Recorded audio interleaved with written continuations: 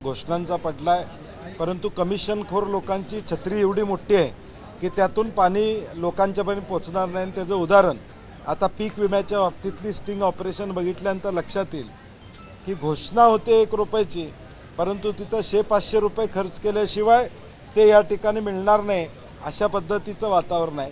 आणि म्हणून पोकळ घोषणा, कालचा अर्थसंकल्प बघितल्यानंतर पोकळ घोषणा या अर्थसंकल्पामध्ये दिसत आहेत। फक्त निवडणुकीचा जुमला याच्या पलीकडे या अर्थसंकल्पाकडे बघण्याचा अर्थ नाही।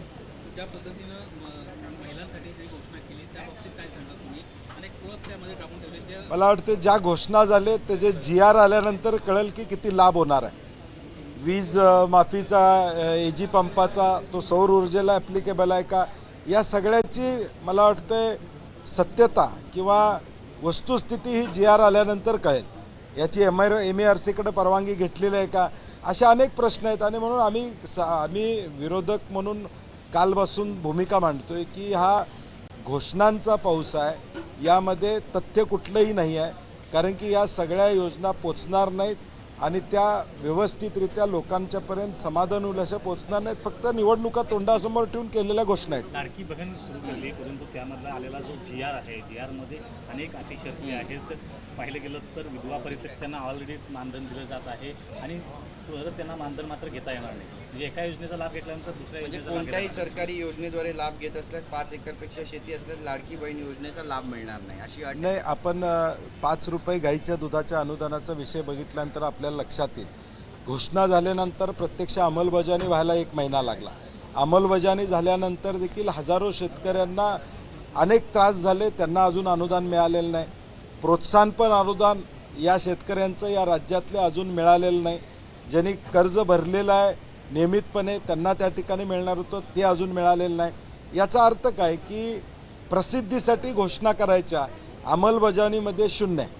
हे शासन जर अंमलबजावणीमध्ये प्रशासनामध्ये चांगलं असतं तर शासन आपल्या दारी हे जिल्ह्यामध्ये उपक्रम राबवायची गरज लागली नसती। गव्हर्नन्स हा फेल झालेला आहे आणि म्हणून एकत्रितपणे असे प्रोग्राम घ्यायची वेळ शासनावर येते। आणि आत्ता या GR देखील आपल्याला लक्षात येईल की ज्यांनी पूर्वी काही लाभ घेतलेला आहे किंवा दुसऱ्या योजनेत असतील त्यांना मिळणार नाही। याचा अर्थ काय तर त्यांना वंचित ठेवण्याचा प्रयत्न आहे। काल एका भगिनीचा मला काल सोलापूरमधनं फोन आला।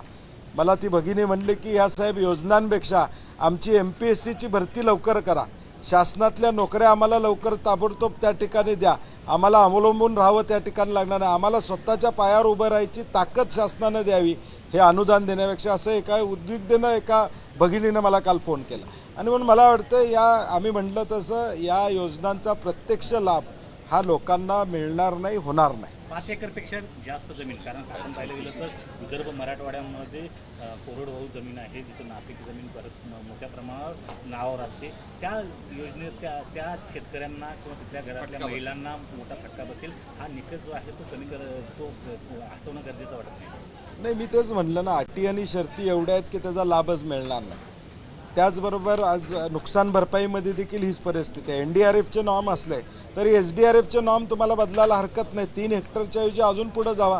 विदर्भात, मराठवाड्यात अनेक ठिकाणी लँड होल्डिंग जास्त आहे, तिथं नुकसान ज्यावेळी होतं त्यावेळी ते प्रत्यक्ष लाभ त्यांना मिळत नाही। आणि म्हणून ह्या अटी आणि शर्ती एवढ्यासाठीच आहे की योजना पोचू शकत नाही। काल इकॉनॉमिक सर्व्हेमध्ये 22 ते 25 हजार कोटीचे प्रकल्प सुरू आहेत असं सांगण्यात आलं।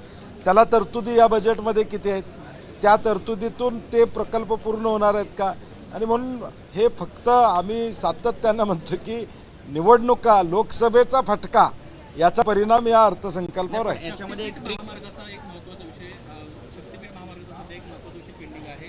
कोल्हापूर जिल्ह्यातील शेतकऱ्यांना मोठ्या प्रमाणामध्ये त्याला विरोध केला होता। आज लक्षवेधी देखील त्या संदर्भात ते आहे, तर काय भूमिका आहे? शक्तीपीठ महामार्गामध्ये 4 महिन्यापासून कोल्हापूरमध्ये शेतकऱ्यांनी विरोधाची भूमिका घेतलेली आहे।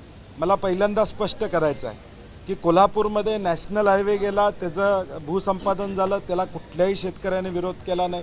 रत्नागिरी नागपूर हा कोल्हापूरमधून हायवे गेला, त्याला कुठलाही विरोध झाला नाही। संकेश्वर गोवा जाणारा महामार्ग आहे, त्याला कुठेही विरोध भूसंपादनाला झाला नाही। कोल्हापूर कळे गगनबावडा हा रस्ता आता नॅशनल हायवे होतो, त्याला कुठेही त्या ठिकाणी विरोध झालेला नाही आहे। आणि म्हणून हा जो काय आत्ता शेतकऱ्यांचा आणि आमचा विरोध आहे तो एवढ्यासाठीच आहे की पॅरलल रस्ते याला आहेत. पॅरलल रस्ते असताना गरज नाही. आणि शक्तिपीठावरची श्रद्धा वाढवायची असेल, प्रेम दाखवायचं असेल तर हे सगळे 27,000 कोटी रुपये हे तिथं त्या ठिकाणी खर्च करावेत. तिथल्या मंदिरांना योग्य सुविधा द्याव्यात अशी आमची अपेक्षा आहे. आज वारकरी संप्रदाय चालत जातो. कुणी मागणी केली का हा रस्ता पाहिजे, अनेक ठिकाणी मागण्या असतात. इथं कुठली मागणी नाही, फक्त कॉन्ट्रॅक्टर धार्जिन किंवा आता आम्हाला चौकशी करावी लागेल. विदर्भातल्या काही जिल्ह्यांमध्ये अशा तक्रारी आलेत की काही लोकांनी जमिनी ऑलरेडी घेतलेल्या आहेत. म्हणजे जिथं रस्ता जाणार आहे तिथं जमिनी घेणार. आज त्याची लक्षवेधी आहे, त्याच्यावर आम्ही बोलू निश्चितपणे. सर विपक्ष का बोलना है कि जो घोषणा हुई है उससे जो अपना विपक्ष उसके चेहरे उतरे हुए हैं, सत्ता पक्ष का बोलना है। नहीं, सत्ता पक्ष के चेहरे महाराष्ट्र के जनता ने लोकसभा में उतारे हुए हैं. वो कितना भी अभी चेहरा उजालने की कोशिश करेंगे, उजलेगा नहीं, क्योंकि महाराष्ट्र की जनता ने तय किया है कि महाविकास आघाड़ी ही न्याय दे सकती है, लोगों का काम कर सकती है. तो इनके चेहरे जो उजाले हुए बोल रहे उजले हुए वो सिर्फ फेक है. उसमें कोई अंदर का जो उजाला रहता है वो नहीं है. एबीपी माझा, उघडा डोळे बघा नीट.